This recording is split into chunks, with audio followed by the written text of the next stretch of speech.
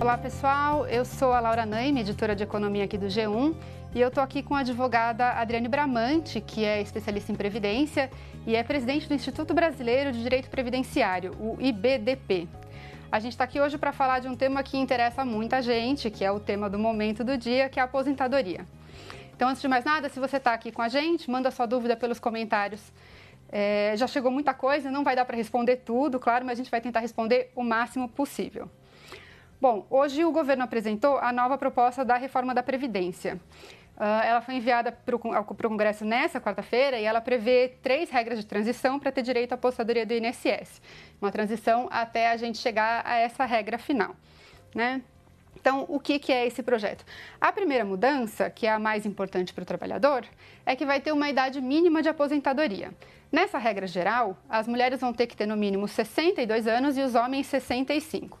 Tem exceções, como trabalhadores rurais, professores e policiais, que vão ter uma idade mínima menor. Vai ter uma regra de transição também. Essa idade mínima não começa a valer assim que aprovar a reforma, não. Vai ter uma transição, vai ter um tempinho até ali. Vão ser 4 regras diferentes de transição. Uma, que é para quem já está há 2 anos aí de completar o tempo mínimo de contribuição pela regra atual, que vai exigir uma espécie de pedágio do trabalhador, que vai ter que trabalhar aí 50% do tempo que falta para se aposentar para conseguir. Vai ter uma segunda, que vai funcionar nos moldes daquela atual regra 8696, que soma a idade do trabalhador com o tempo de contribuição. E ela vai subindo 1 ponto por ano, vai ficando a cada ano vai ficando um pouquinho, vai tendo que contribuir um pouquinho a mais. E vai ter a terceira, em que essa idade mínima vai aumentando, começa com 56 anos para as mulheres e 61 para os homens, é isso? 61 e 61 para os homens e vai subindo gradativamente até chegar nos 62 para mulheres e nos 65 para os homens.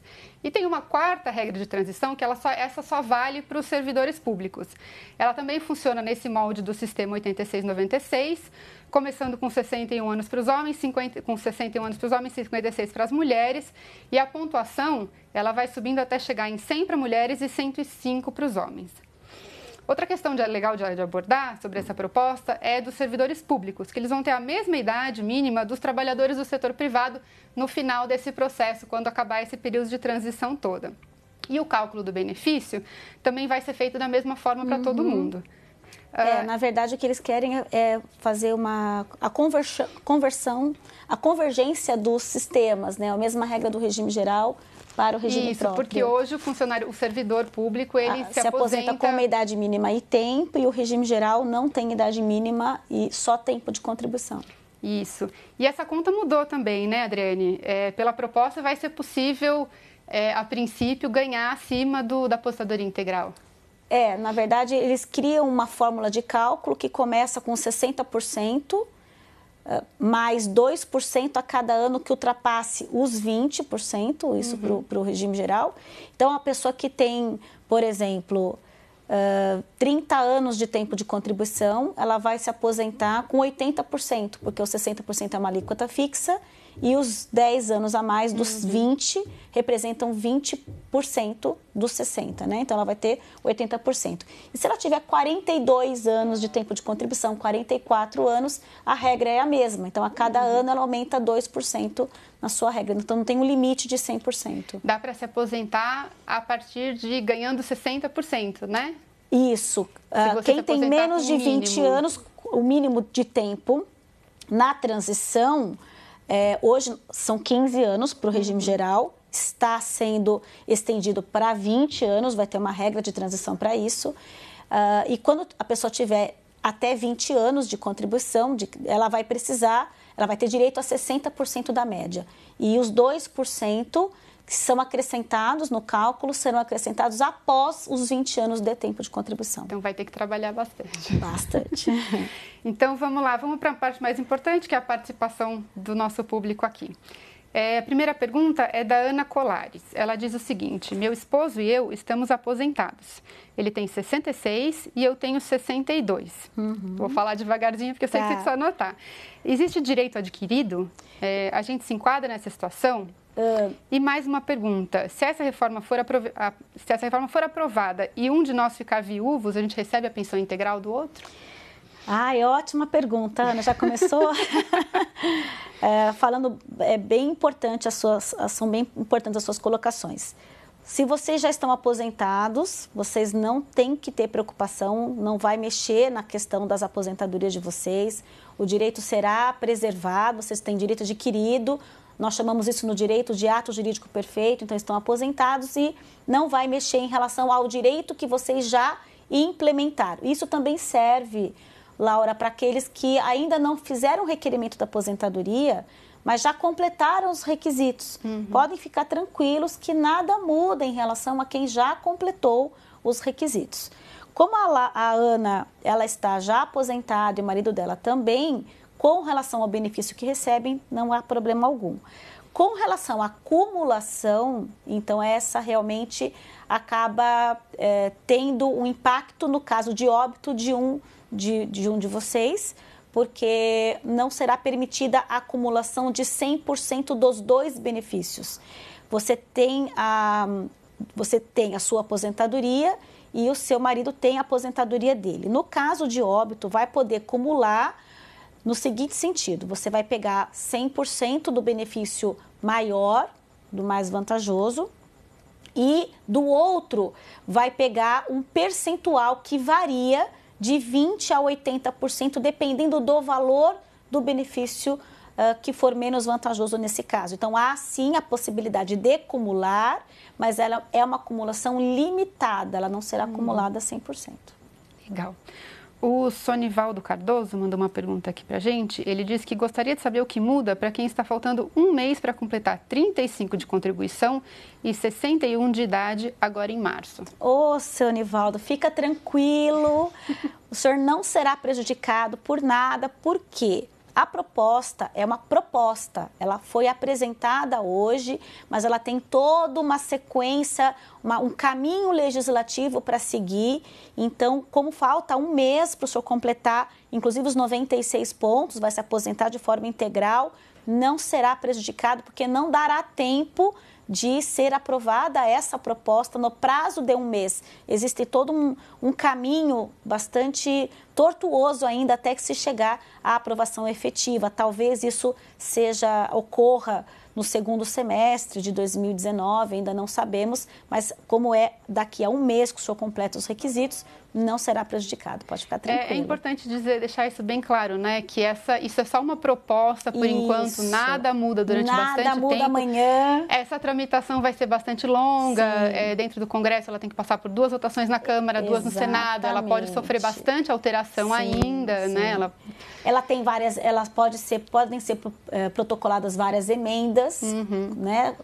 Contra a reforma, enfim, da própria proposta. Ela vai passar primeiro pela Comissão de Constituição e Justiça e, como é uma emenda constitucional, ela precisa ser aprovada por 2 turnos em cada casa do Congresso. Então, 2 turnos na Câmara dos Deputados, 2 turnos no Senado e por 3/5 do total de deputados e de senadores. Não é uma proposta fácil de ser aprovada.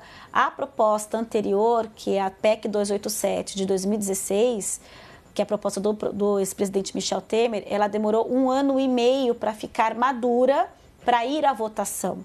Então, há um caminho ainda a ser seguido. Legal. O Francisco Holanda, ele pergunta se a aposentadoria proporcional acaba com a reforma ou ainda se aplica o fator previdenciário. Francisco, na verdade, o que eles criaram nessa proposta? 3 regras de transição. O fator previdenciário não seria aplicado nem na regra de transição 1, que é aquela com pontos, em que eu preciso ter 96 pontos o homem e 86 a mulher, mais 30 anos de tempo de contribuição para a mulher e 35 para o homem. Nem se aplica a aposentadoria, a regra de transição 2, que seria a idade mínima de 56 para a mulher e 61 anos para o homem, 30 anos de contribuição à mulher e 35 para o homem. Então, essas 2 regras vão se aplicar outra fórmula de cálculo, que é aquela que a gente falou no início, 60% mais 2% a cada ano, que ultrapasse os 20 anos de contribuição. O fator só ficaria no caso da 3ª regra de transição para aqueles que estão a 2 anos da aposentadoria, de completar os requisitos e ainda quiserem se aposentar por esta regra atualmente vigente. A proposta traz a possibilidade de, dentro dos 2 anos que ainda faltam, aposentar-se desde que pague 50% de pedágio do tempo que faltar para a aposentadoria e sobre esse cálculo será aplicado o fator previdenciário. Então, por exemplo, o senhor está com 33 anos de tempo de contribuição, faltam 2 anos para completar os 35. Não terá que ter idade mínima, vai conseguir se aposentar completando os 35 e mais 50% dos 2 anos que faltam. Se o senhor tem 33, faltam 2 anos, sobre os 2 anos, 50%, ou seja, 1 ano a mais de tempo. O senhor teria que trabalhar, então, 35 mais 1 ano, ter 36, e neste cálculo terá o fator previdenciário. Legal. É interessante dizer também que essas 3 regras de transição vai se aplicar a que for mais... a que for melhor para o trabalhador que vai se aposentar, né? A que se adequar ao caso dele, ao caso concreto. Na verdade, assim, existem 3 regras e como você bem disse no começo, eu tenho ainda uma 4ª regra que será apresentada por uma lei complementar. Nós temos a regra dos pontos, a regra da idade e a regra daquele que está há 2 anos da aposentadoria. Então, são 3 regras de transição e ainda teremos uma 4ª regra, porque a proposta remete a uma lei complementar que criará outros requisitos ou novos requisitos ou diferentes requisitos para a aposentadoria. Tá certo. A Regina Faria, ela pergunta, as pessoas que já têm os requisitos para aposentadoria na regra atual, mas estão trabalhando e são pensionistas, caso se aposentem após a reforma, poderão continuar acumulando os proventos de aposentadoria e pensão pelas regras atuais? Não, vai sair na mesma regra da acumulação, não vai poder acumular, ela vai ter que optar ou pela pensão que ela recebe, se for mais vantajosa do que a aposentadoria dela. Então, ela vai poder abrir mão da pensão em prol da aposentadoria, se a aposentadoria for melhor do que a pensão. Isso, ela vai ter que fazer uma opção em razão dela já receber essa pensão por morte. Tá. O Newton Santos diz o seguinte: sou servidor público federal. Ingressei no serviço público em 1995 e há 10 anos contribuo também para o regime geral. Poderia acumular a aposentadoria do setor público mais a do regime geral? Por enquanto, sim. Desde que o cargo seja acumulável pela Constituição Federal, não tem problema nenhum de acumular por enquanto. O que não vai poder acumular são 2 aposentadorias do mesmo regime, 2 aposentadorias de regimes, 2 pensões por morte de regimes distintos, pensões com aposentadorias. Então, penso que a aposentadoria do regime geral e do próprio, havendo a possibilidade de acumulação, não tem problema. Nas novas regras, nada que impeça essa acumulação, né? Tá. O Marcos Campos faz uma pergunta aqui sobre o benefício de prestação continuada. Ele pergunta se quem já recebe o BPC como idoso, a regra vai mudar ou se muda só para os novos. Não, não muda, Marcos. Fica tranquilo. O BPC é um benefício assistencial, chama benefício de prestação continuada, e ele é pago para aquele que tem situação de miserabilidade, cuja renda per capita familiar não ultrapasse 1/4 do salário mínimo. As novas regras pretendem colocar um valor de R$ 400 a partir dos 60 anos para quem tem essa situação de miserabilidade e aos 70 anos o valor de um salário mínimo. Quem já recebe o benefício não será prejudicado, mas este benefício está em constante revisão. Ou seja, se mudar a situação socioeconômica, se mudar a situação de miserabilidade dessa pessoa, pode ser que ele sofra, sim, a cessação deste benefício e, no caso dele se encaixar futuramente num novo benefício, ele será submetido às regras novas. Mas aí essa possível perda hoje não estaria relacionada com a reforma da Previdência, estaria relacionada com as regras atuais mesmo, né? Com as regras atuais de não ter mais condições em relação ao benefício atual. Tá certo. A gente está recebendo várias perguntas aqui sobre categorias que têm regras diferentes por fator de periculosidade. A Catarina Nico, por exemplo, ela quer saber como ficarão os trabalhadores expostos a agentes nocivos. E o Josias Souza pergunta sobre a aposentadoria especial para quem trabalha com eletricidade. Olha, eu sou especialista nessa área da aposentadoria especial e ela muda bastante, cria uma idade mínima que ela, na verdade, cria várias transições. Ela cria uma regra de transição com pontos, igual a regra do regime, igual a regra da aposentadoria por tempo de contribuição, que a gente tem 3 regras, né? Ela cria uma regra de transição para a aposentadoria especial com pontos, uma regra de transição com idade mínima, que começa nos 55 anos aos 15 anos de contribuição, que é o mineiro permanentemente no subsolo. Depois ela vai para 58 anos para quem aposenta com 20 anos e vai para 60 anos quem se aposenta com 25. E tem uma outra regra de transição, que é aos 55 anos de idade. Então, existem várias regras nesse sentido. Quem tem exposição à periculosidade, a regra, esta PEC, ela é bem expressa no sentido de vedar o enquadramento pela periculosidade, ou seja, não teria mais direito à aposentadoria especial os trabalhadores que estão expostos à periculosidade, tais como eletricidade, vigilância, né, porte de arma de fogo. Mineração tem também? A mineração está envolvida nos agentes nocivos. A periculosidade está envolvida na questão do perigo iminente, né, do risco de morte. As pessoas expostas, por exemplo, a agentes biológicos em hospitais, a ruído, a benzeno, hidrocarbonetos e mesmo agentes como calor, como radiação ionizante, esses segurados com agentes físicos, químicos e biológicos, a regra ela traz as transições, assim, vedando ou dificultando o acesso a essa aposentadoria. E tem uma outra regra também da aposentadoria especial, que é a conversão de tempo. Por exemplo, hoje eu aposento com 25 anos de tempo especial se eu estou exposto a um barulho excessivo acima de 90 decibéis. Vamos imaginar que eu não tenho 25 anos de tempo especial, eu tenho 10.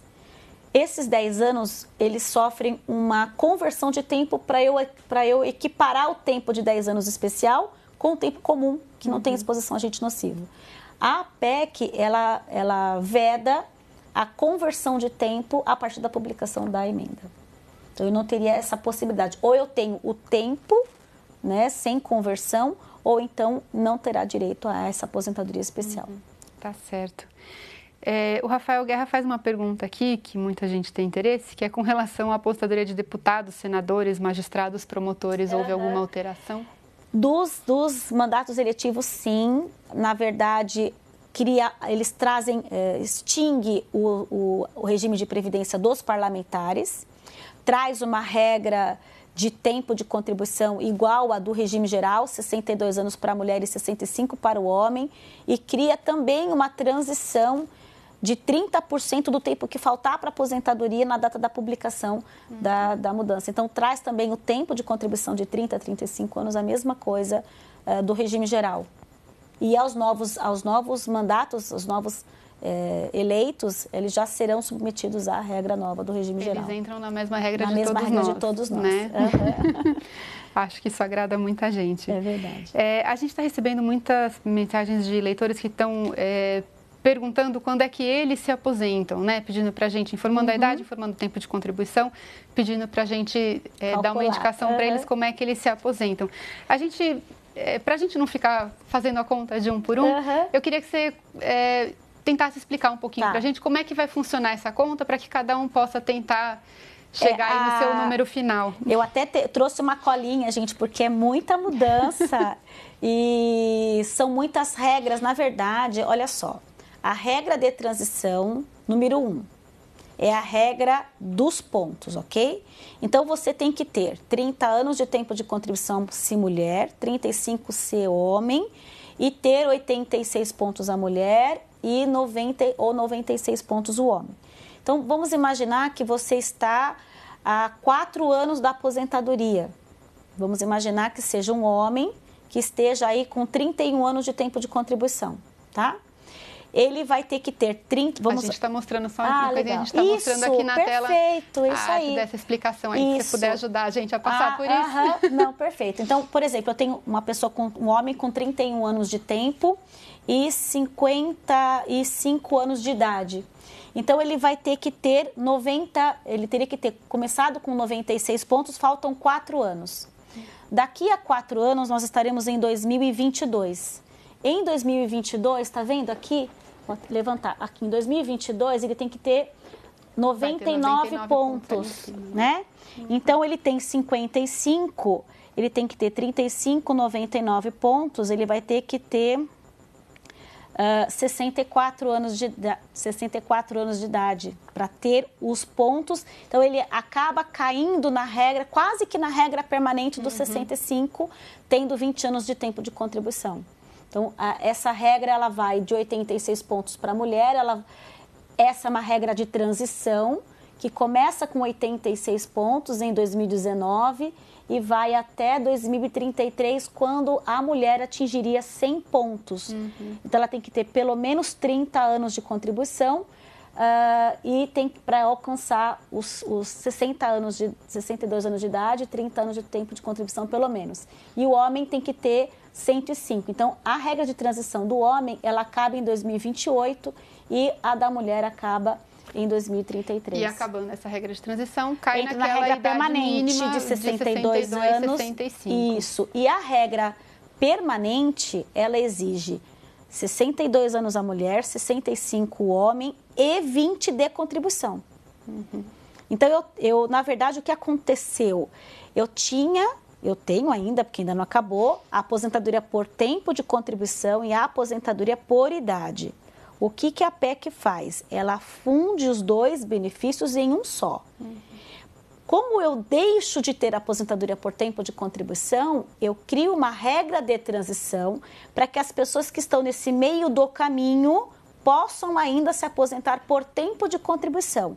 E aqueles que não se encaixarem nessas regras de transição, nem na 1, nem na 2, nem na 3 e nem na 4, que vai ser apresentado, ele vai cair na regra permanente. Então, por exemplo, pessoas novas de idade, pessoas com 40, 42 anos de idade, não vai conseguir se aposentar pela regra de transição. Se essa regra de transição, se essa regra de transição dura aí no máximo de 12 anos, para quem falta mais de 12 anos para se aposentar, já, regra permanente. Já vai entrar na regra permanente. Isso, é isso aí.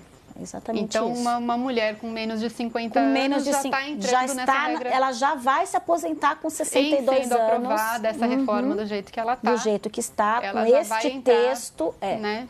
É importante que se diga que esse não é um texto final, é um texto, pelo contrário, inicial, e que pode sofrer alterações no decorrer da sua discussão no Congresso Nacional. Então, a própria PEC 287, estou dando um exemplo porque todo mundo passou por isso, né? Sim, sim. O texto inicial que foi apresentado em 2016, ele é muito diferente do texto final da emenda aglutinativa em maio de 2018. Então, nós tivemos várias alterações, várias negociações ao longo desse tempo até que a proposta ficasse redonda para ir à votação.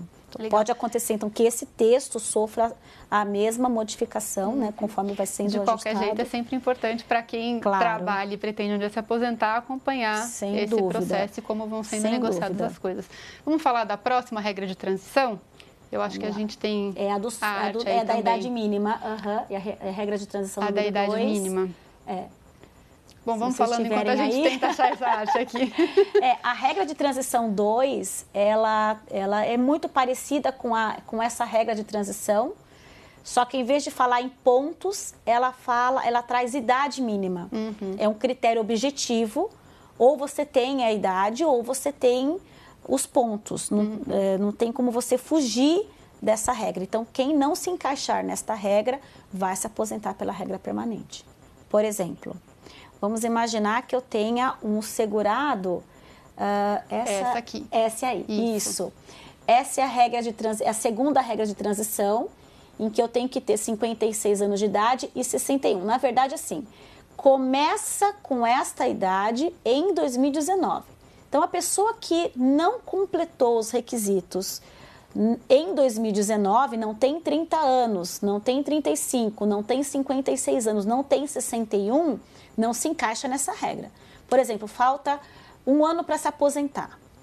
Eu tenho 30, uma mulher tem 29 anos de tempo de contribuição, falta um ano, deve estar desesperada com essa questão da reforma. Ela pode optar pela regra de transição 3, que é aquela que atinge quem tem menos de 2 anos de faltando para completar, ou ela pode se adaptar a essa regra desde que ela tenha os requisitos da idade e do tempo no ano correspondente. Veja, se eu completar os requisitos em 2021, por exemplo, a minha idade não será 56, será 57.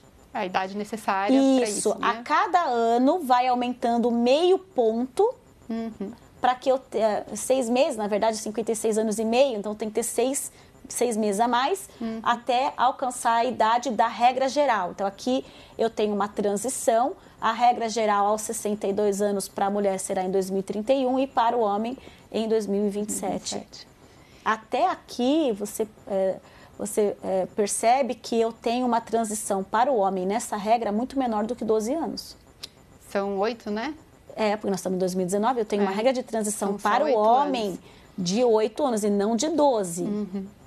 Então, para cá, eu até tenho uma regra mais extensa, porque a mulher começa mais cedo para chegar até os 62. Essa distância começa bem maior, né? Exatamente. Agora, para o homem, eu tenho uma idade inicial de 61. Então, aquelas pessoas que estão com menos idade e provavelmente não conseguirão atingir o requisito antes dos 65 anos, porque o 61 é só para o ano de 2019. Tá. Legal. E a terceira regra de transição é aquela que você já tinha mencionado para a gente, que é de pagar esse pedágiozinho. O pedágio de 50%, isso aqui mesmo, isso. Perfeito. Então, eu tenho 30 anos de tempo de contribuição, que é a exigência da lei atual. O tempo faltante para completar, 50% de pedágio sobre o tempo que faltar.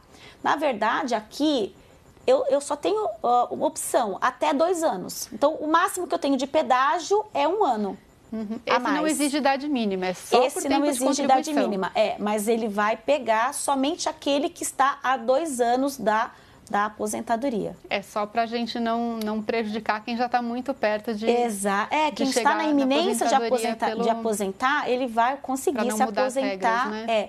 Mas ele vai se aposentar com um valor bem menor do que aquele que ele se aposentaria, porque aqui eu tenho a continuidade, a aplicação do fator previdenciário. Mas esse fator já é aplicado? Ele já é aplicado quando a pessoa não tem os pontos.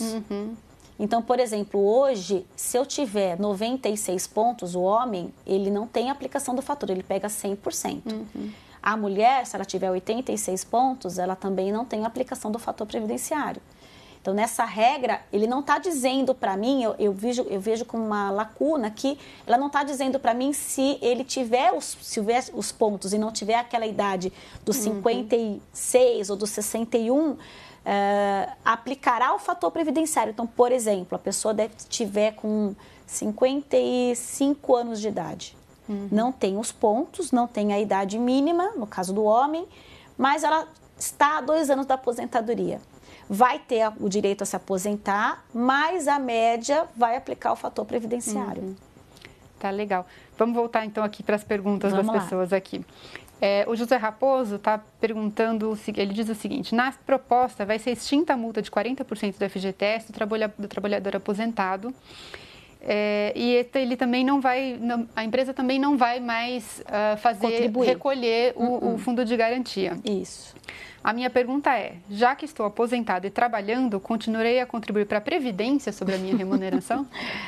Por enquanto, não tem nada dizendo que não será obrigatória a contribuição. Hoje é obrigatório, não vi na PEC nada dizendo que o aposentado não será obrigado a continuar contribuindo.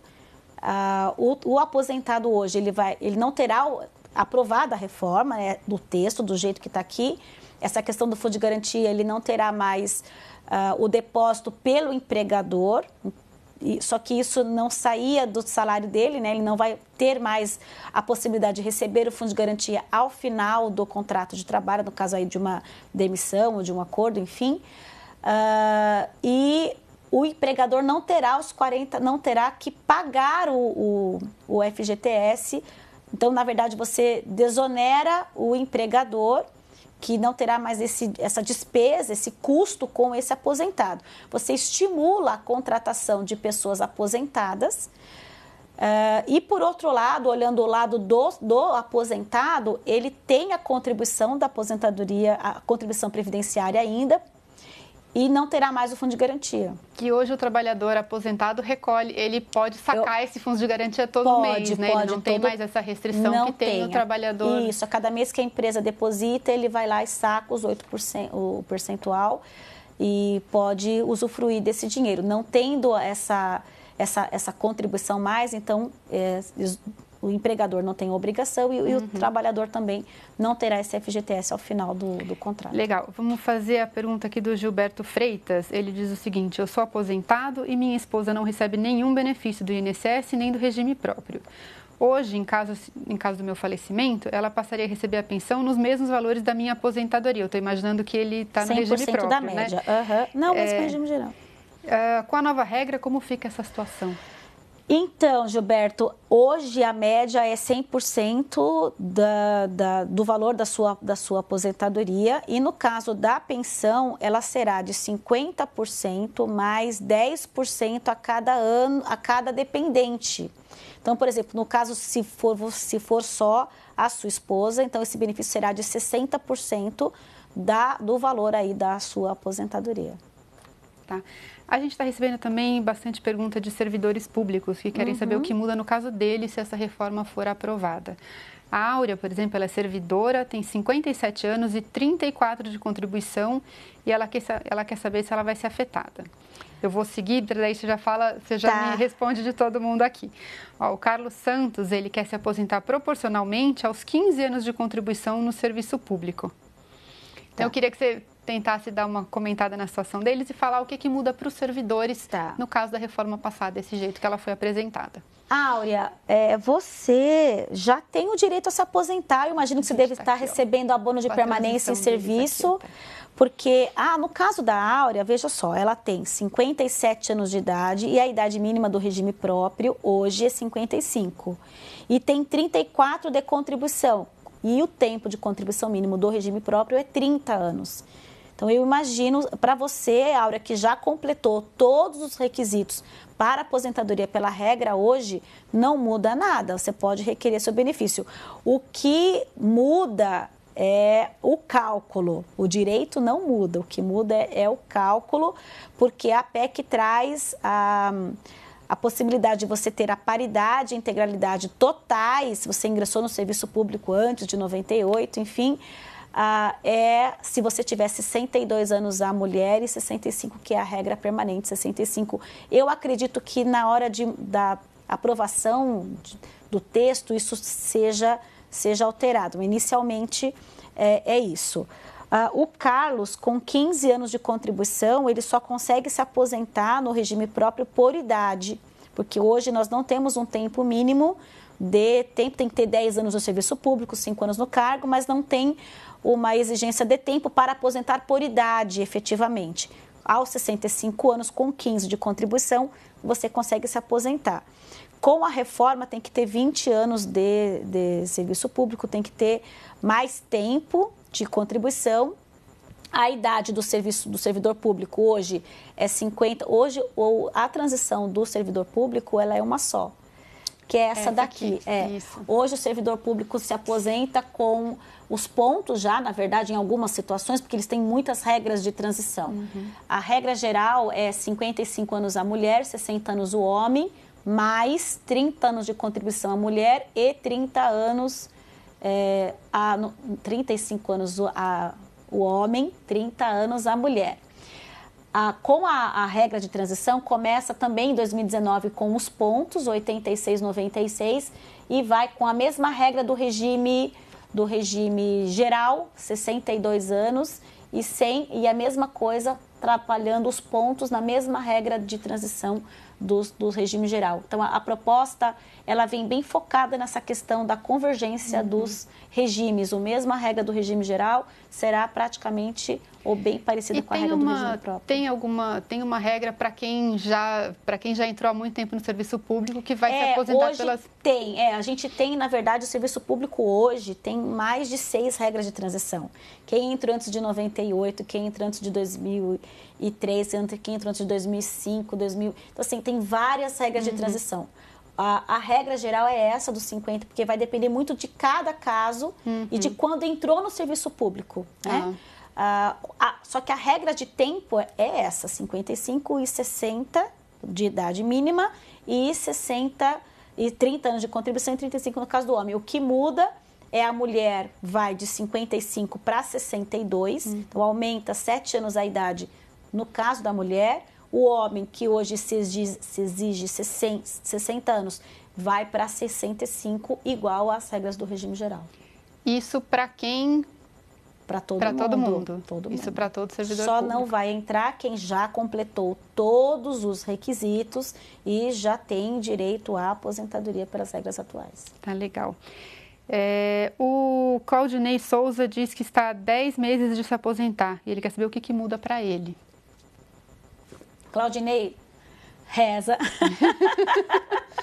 Para não mudar nada. É muito possível que nesse tempo não aprove nada, né? É que assim, 10 meses ele pode entrar naquela regra dos 2 anos, na regra de transição número 3, em que está a menos de 2 anos da aposentadoria. Então você pode se encaixar nesta regra e vai depender da sua idade, do seu tempo de contribuição, né? Qual vai ser o seu gap aí, qual vai ser o tempo que você vai precisar contribuir se por acaso você for atingido pela proposta. Não dá para a gente garantir que em 10 meses isso não seja aprovado.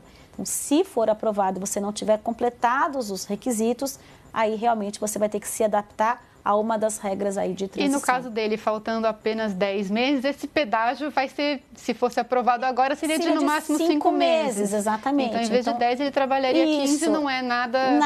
Nada absurdo, ele vai conseguir cumprir, só que vai ter o cálculo aí do fator previdenciário no valor da sua renda.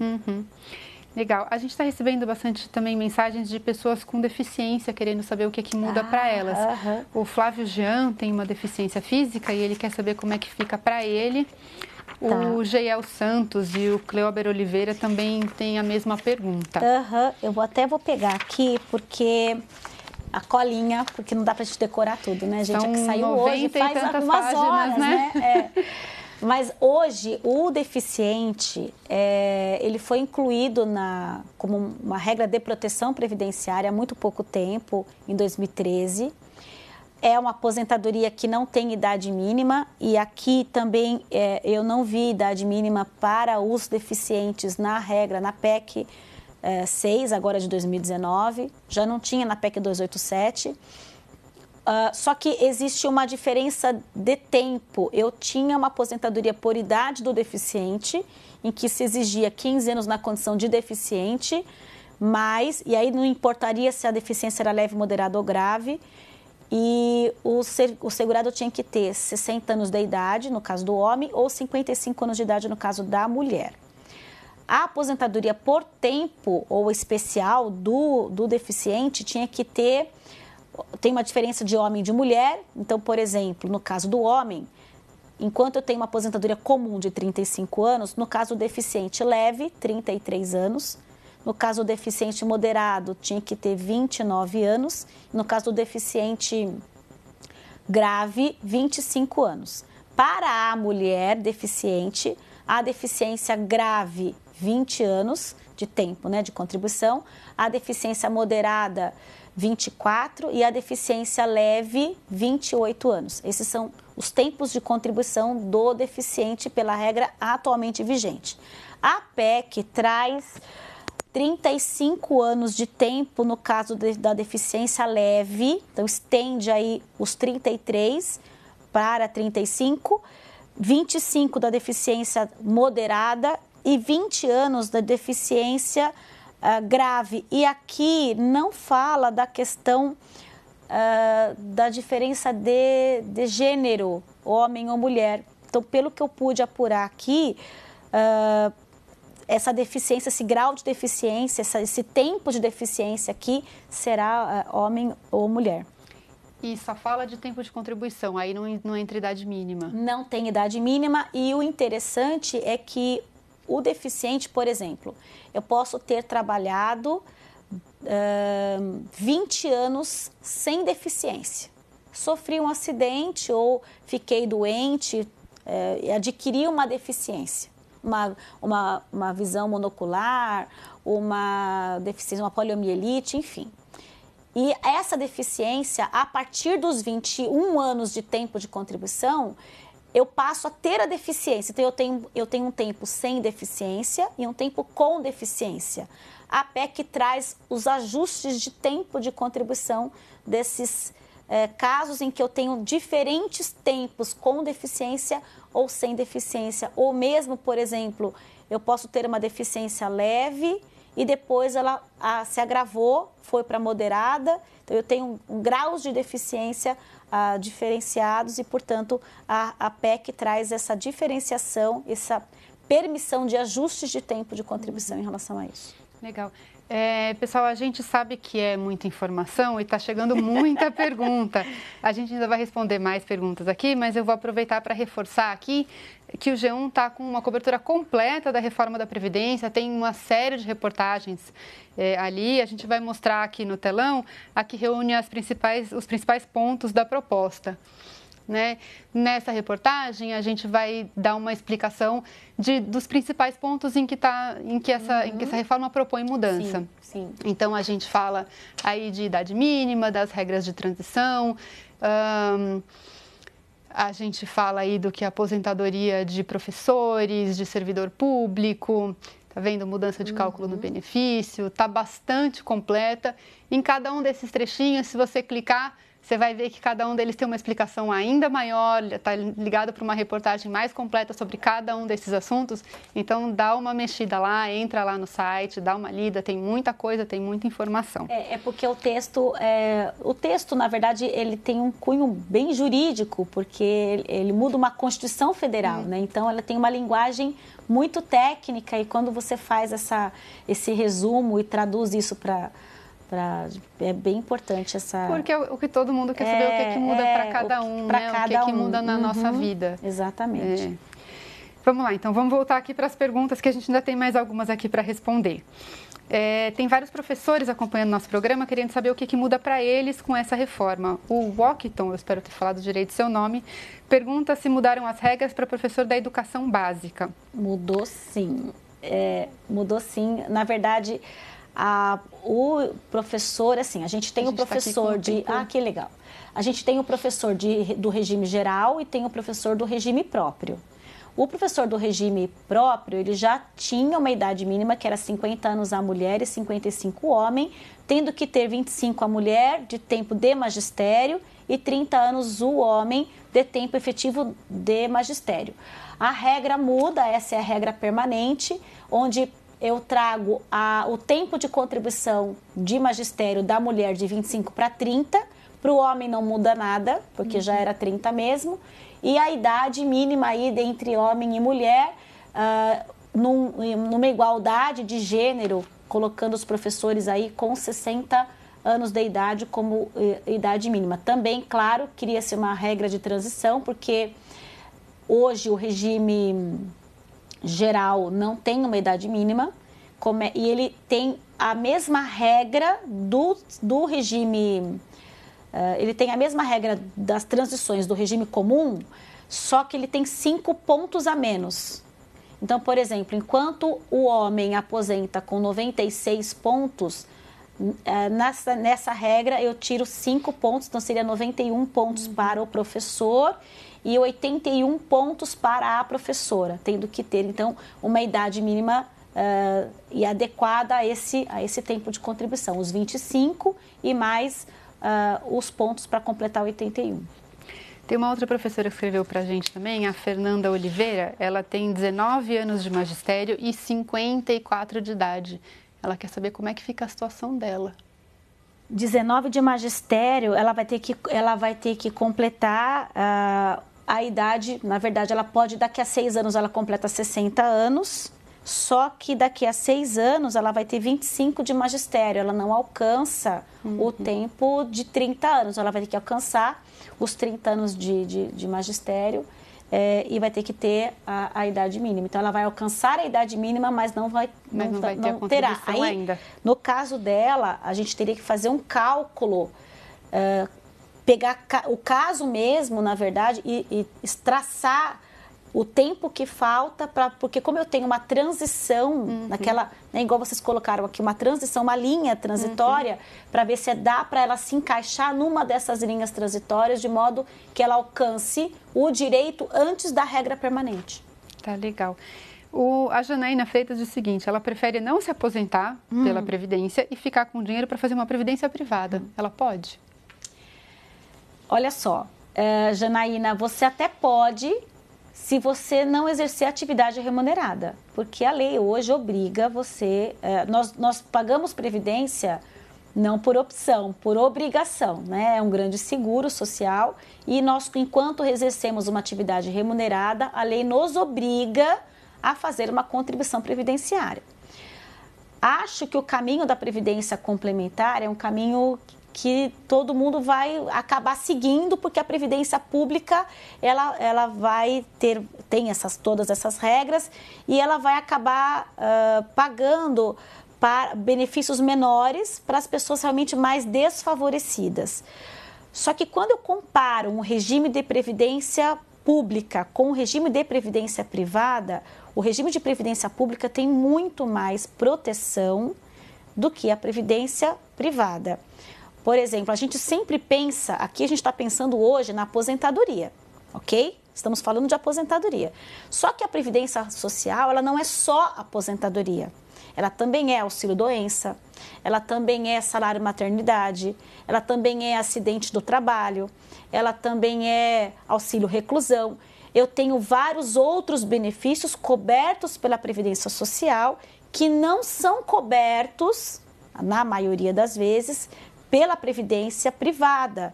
Acho que uma coisa não elimina a outra. Você precisa da previdência pública, porque exercemos uma atividade remunerada, e a opção de você ter uma previdência privada, acho louvável, acho que você deve fazer aí um plano, enfim, e procurar saber informações sobre a previdência complementar. Acho que uma coisa não tira a outra. Claro que se você tem a opção de não pagar a previdência porque você não exerce uma atividade remunerada, você é dona de casa e vai optar por contribuir para a previdência privada, somente não pagar para a pública. É uma opção sua, porque você não tem a obrigação legal de contribuir para a previdência social. Mas olhando os regimes de previdência, acho que a previdência social, por todo esse contexto, ela é um grande... responsável aí pela desigualdade, uma grande distribuição de renda, né? É importante. Ela é um grande distribuidor de renda, né? Ela é uma política de distribuição de renda bastante importante. Muito importante, né? Vamos continuar aqui. O Leonardo Campos, ele quer saber como vai funcionar a contribuição dos trabalhadores rurais. Leonardo, os rurais, na verdade, assim, mudou, mas não mudou tanto. Os trabalhadores rurais hoje se aposentam. Hoje, a mulher se aposenta aos 55 anos de idade, o homem aos 60, desde que provem 15 anos de atividade no campo, né? No exercício de atividade rural no período antes do requerimento. A regra traz essa idade mínima, então, na verdade, o homem manteve a idade, porque o homem já é 60, manteve nos 60. A mulher, ela altera de 55 para 60 anos e o tempo de contribuição mínima, no caso da atividade rural, é de 20 anos. Passa a exigir também do trabalhador rural uma contribuição anual de R$ 600. Quem não atingir esta contribuição mínima anual poderá complementar a contribuição ou pagar sobre um salário mínimo até o mês de junho do ano seguinte. Então, existe aí uma exigência dessa contribuição caso ele não pague, porque o segurado especial ele paga sobre a comercialização da produção. Então, quando o pagamento dessa contribuição não atingir os R$ 600, então ele vai precisar fazer a complementação ou pagar sobre o salário mínimo. Tá? Essa é a mudança do trabalhador rural. O José Raposo pergunta, no caso de quem contratar uma empregada doméstica aposentada, vai ser obrigado ou não a recolher mensalmente o FGTS sobre o salário? Provavelmente não, José Raposo. Se contratar essa pessoa já aposentada, claro, não é que amanhã ninguém mais vai pagar fundo de garantia para empregado, não é nada disso. Isso vai demandar uma regulamentação, né? Isso não está valendo ainda. Mas ela entra na mesma regra geral de fundo de garantia. E imagino que todos os empregados e as domésticas que têm o FGTS, e é interessante porque a empregada doméstica acabou de conquistar o direito ao FGTS agora em 2015, e a aposentada pode não ter mais essa contribuição aí do fundo de garantia, se por acaso tiver aposentada. É interessante lembrar que essa isenção de pagamento desses 40% e de recolhimento desse fundo de garantia mensal, a ideia do governo é desonerar as empresas para aumentar a contratação de pessoas. Então, se você tem uma empregada doméstica, contrata uma segunda com esse dinheiro. E outra, você pode até contratar, estimula a contratação da pessoa aposentada. Sim. Né? Você acaba estimulando, só que é louvável do ponto de vista do empregador. Eu adoraria contratar uma empregada aposentada para eu não ter essa despesa. Por outro lado, olhando o lado do empregado, o fundo de garantia para ele é um plus, que ao final da contratação, ele pega aquele dinheiro, ele compra um negocinho para ele, um carrinho, dá entrada num terreno. Então, para o empregado, o fundo de garantia é importante. Mas você que contrata um empregado pode pegar esse dinheiro que pagaria em fundo de garantia, claro, e investir no próprio empregado. E aumentar o salário desse funcionário. Sem dúvida. Em vez de pagar para o fundo de garantia, paga diretamente ao empregado. Legal, vamos lá. O Vanderlei Júnior diz o seguinte: o que muda na aposentadoria dos policiais militares com a nova regra? Vanderlei, legal sua pergunta. Na verdade, não muda quase nada, porque a única exigência que muda com a questão do policial é 55 anos de idade, que hoje o policial não tem. Então, nossa, tá muito bom isso, que legal. Mas aqui a gente está falando dos civis, não dos militares, né? Não, os militares não entram nessa reforma. Os militares ainda não entraram nessa reforma, Nada muda para eles. Aqui são os policiais civis e a PEC também incluiu os agentes penitenciários e socioeducativos. Então, nós temos hoje uma idade mínima de 55 anos que não existe para os policiais. Aqui a contribuição, a mesma coisa, de 15 anos tempo de contribuição, com 20 anos de exercício nas funções estritamente de policial. Aqui também a mulher com 15 anos de exercício estritamente policial, tendo que ter um total de 25 de contribuição para a mulher e 30 anos para o homem. E no caso dos agentes penitenciários e socioeducativos, também tem que ter 20 anos a mulher e 20 anos o homem de efetivo exercício da atividade penitenciária, né? Então é bastante interessante. Para os militares, o governo ficou de apresentar uma nova proposta em 30 dias, Isso, né? Então, porque na verdade os militares, eles não têm uma previdência, eles seguem uma regra administrativa. Eles têm regras diferenciadas de contribuição, não tem contribuição específica como nós temos aqui do que a gente está falando de regime geral e regime próprio. Os militares têm toda uma regra diferenciada. Então, houve um consenso aí de apresentar uma proposta dos militares separada da proposta da Previdência. Legal. Vamos falar aqui a pergunta do Marcos Roberto. Teve uns dias atrás um boato de que o governo também podia descontar essas novas alíquotas dos salários dos aposentados. Isso procede? Os aposentados do regime geral não têm desconto de contribuição previdenciária da aposentadoria, só se eles contribuírem como empregados, né? Ou como empresários, enfim. O regime próprio paga 11% da contribuição previdenciária. Então, existe essa possibilidade de aumentar a alíquota. Inclusive, a PEC traz eu achei até interessante, porque ela traz uma alíquota diferenciada, né? Conforme a faixa salarial. Então, se eu tenho faixas salariais diferentes, eu terei diferentes percentuais aí de contribuição que vai variar do regime próprio de 7,5% até 11,68%, quando é até o teto do regime geral, que é 5.839. E tem uma outra alíquota, que é a proposta tanto do regime geral quanto do regime próprio, há uma unificação das alíquotas. Hoje, o regime geral, o regime próprio, paga até 11%. E aqui há conforme a faixa salarial, uma variação de 7,5% até 16,79%. Então, vai depender muito do valor do salário e aí a contribuição previdenciária desse aposentado.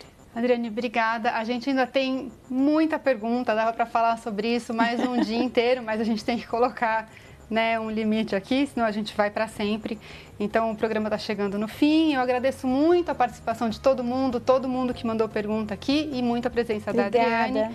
Adriane, você queria dar uma palavra final, algum último comentário que você gostaria de fazer? Eu quero agradecer e parabenizar pela iniciativa. É um tema muito difícil, é um tema muito complexo, tem muitas dúvidas, todo mundo tem dúvida, porque a reforma da Previdência vai atingir todas as pessoas, né? Todos os brasileiros. Então, é importante que estudem, que procurem verificar qual é o seu caso, para ver qual vai se encaixar. E não se preocupem, porque ainda não é o texto definitivo. Aqueles que têm direito adquirido, isso é importante que se esclareça. Não precisa ir amanhã na Previdência, dar entrada na aposentadoria, porque já completou os requisitos e se não der entrada, não vai ter direito ao benefício. O direito não é conferido pela data do requerimento ou do protocolo. Se você completou os requisitos, não precisa correr. Em qualquer momento que você for requerer o benefício, ele estará garantido, é direito adquirido. Não se preocupe. Ele fica valendo pela regra em vigor do momento em que você completou os requisitos. Legal. Tá? Bom, para você que ainda tem dúvidas, eu te convido a visitar a página do G1, que a gente tem lá mais um monte de respostas para muitas perguntas. A gente tem a cobertura completa da Previdência. Obrigada, boa noite e até uma próxima. Obrigada, Ana.